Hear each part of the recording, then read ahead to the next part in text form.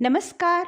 आज़ादी का अमृत महोत्सव, भारत के महान स्वतंत्रता सेनानियों की संक्षिप्त जीवनियाँ।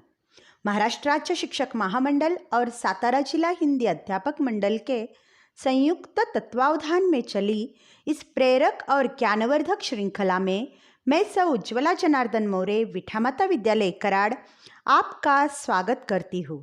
हमारे पितामह श्रीमान ताका सूर्यवंशी सर जी के मार्गदर्शन में चली इस श्रृंखला में आपका तहे दिल से स्वागत है। आज इसके 58वीं कड़ी में हम क्रांति सिंह नाना पाटिल जी के बारे में जानेंगे। मातृभूमि के लिए मर मिटना कबूल है हमें, मातृभूमि के लिए मर मिटना कबूल है हमें, केवल स्वतंत्र भारत के स्वप्न का जुनून है हमें, केवल स्वतंत्र भारत के स्वप्न का जुनून है हमें। क्रांति सिंह नाना पाटिल। ब्रिटिश सरकार की नींद उड़ाने वाले नाना पाटिल एक ज्वलंत चिंगारी थे। ब्रिटिश सत्ता को सीधे चुनौती देते हुए उन्होंने अंग्रेजी शासन प्रशासन को अस्वीकार कर दिया और 1942 में ही सातारा जिले में प्रति सरकार नाम से एक स्वतंत्र सरकार की स्थापना की थी। मराठी पत्रकार लेखक आचार्य प्र के अत्रे जी ने उन्हें क्रांति सिंह की उपाधि प्रदान की थी। नाना पाटिल भारत के स्वतंत्रता संग्राम के क्रांतिकारी सेनानी और सांसद भी रहे थे।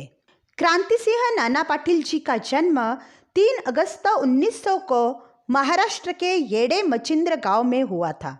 इनका पूरा नाम नाना रामचंद्र पिसाळ था। एक किसान परिवार में जन्मे नाना के पिताजी रामचंद्र जी गांव के पाटिल थे, इसलिए इनका नाम नाना पाटिल हुआ।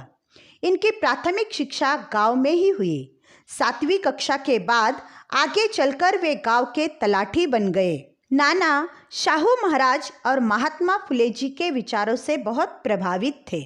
1919 में महात्मा फुले जी के सत्यशोधक समाज के साथ अपना सामाजिक कार्य उन्होंने शुरू किया। उन्होंने खुद को दलित वर्गों के विकास और अंधविश्वास, हानिकारक परंपराओं के खिलाफ जागरूकता पैदा करने के लिए समर्पित कर दिया। वे जाति व्यवस्था के खिलाफ थे। उन्होंने गरीबों और किसानों के हक के लिए लड़ाई लड़ी। उन्होंने पारंपरिक विवाह समारोह और त्योहारों में होने वाले अतिरिक्त खर्चों से बचने की शिक्षा दी। उन्होंने साहूकारों से ऋण लेने से बचने की सलाह भी लोगों को दी थी। सामाजिक विकास के लिए शिक्षा के महत्व पर उन्होंने जोर दिया था। 1929 में उन्होंने अपने इलाके में हिंदुस्तान रिपब्लिकन एसोसिएशन इस क्रांतिकारी गुप्त संगठन की स्थापना की थी। 1930 में अपनी नौकरी छोड़कर सामाजिक कार्य के लिए खुद को समर्पित कर दिया था। वे लोगों को ब्रिटिशों की गुलामगिरी से अवगत करा के लोगों को इसके खिलाफ आवाज़ उठाने को प्रेरित करते थे। लोगों से उनकी भाषा में प्रभावी भाषण करके अन्याय के खिलाफ संगठित करते थे। 1920 से 1942 तक वे 8-10 बार उन्हें जेल में डाला गया। उनका पहलवान जैसा गठीला शरीर और प्रभावी वाणी से लोग उनके अनुयायी बन जाते थे। तूफान सेना प्रति सरकार की सशस्त्र शाखा थी। भारत की स्वतंत्रता के संघर्ष का एक अद्भुत अध्याय था प्रति सरकार।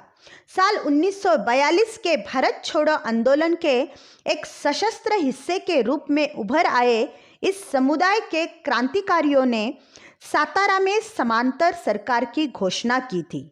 सातारा तब बड़ा जिला था जिसमें आज का सांगली जिला भी शामिल था।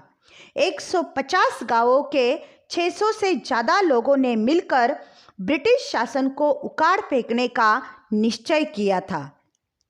महान क्रांतिकारी क्रांति सिंह नाना पाटिल के नेतृत्व में प्रति सरकार स्थापित की गई थी। ब्रिटिश राज के सहयोगी साहूकारों, दलालों और जमींदारों पर जुर्माना लगाया गया था। ब्रिटिश सरकार के लिए काम करने वाले गद्दारों, साहूकारों को साथ में अन्यायी अत्याचारी लोगों को पकड़कर उनके पैरों के तलवों पर डंडों से प्रहार करते थे, उनकी चमड़ी उधेड़ देते थे। इसी वजह से उनकी प्रति सरकार को पत्री सरकार भी कहा जाता था। तूफान सेना ने ब्रिटिश साम्राज्य के शस्त्रागारों, ट्रेनों, खजानों और डाकघरों पर साहसी हमले किए थे। प्रति सरकार ने बड़े संकटों में फंसे किसानों और मजदूरों को भी मदद की थी। इनकी अपनी न्याय व्यवस्था भी इन्होंने निर्माण की थी। ब्रिटिश सरकार के खिलाफ इस प्रति सरकार ने ग्राम राज्य की स्थापना की थी। गांवों को स्वयंपूर्ण बनाकर गांव के पंचों द्वारा ही गांव की व्यवस्था चलाई जाती थी और इस काम में ये क्रांतिकारी इनकी मदद करते थे। कराड़, सांगली, वाळवा, तासगांव, इस्लामपुर, कोरेगांव, पाटण, सातारा, इन लगभग 1500 गांवों में यह सरकार चलती थी। इन इलाकों से पूरी तरह ब्रिटिश सत्ता को इस प्रति सरकार ने हटाकर अपने कब्जे में ले लिया था। 1942 से 1946 तक वे गुप्त रूप से प्रति सरकार का कार्य करते रहे। 44 महीनों के लिए वे भूमिगत रहे। ब्रिटिश सरकार ने उन्हें पकड़ने की भरसक कोशिश की थी, पर वे हाथ नहीं लगे। उनका मकान, खेती सरकार ने जब्त कर ली थी।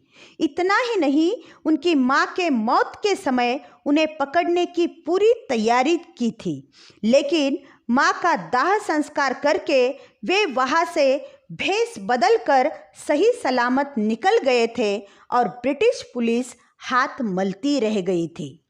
ब्रिटिश सरकार ने इनके खिलाफ वारंट जारी करके 10,000 रुपये इनाम भी घोषित किया था। आखिर तक ब्रिटिश पुलिस उन्हें पकड़ने में नाकामयाब रही थी।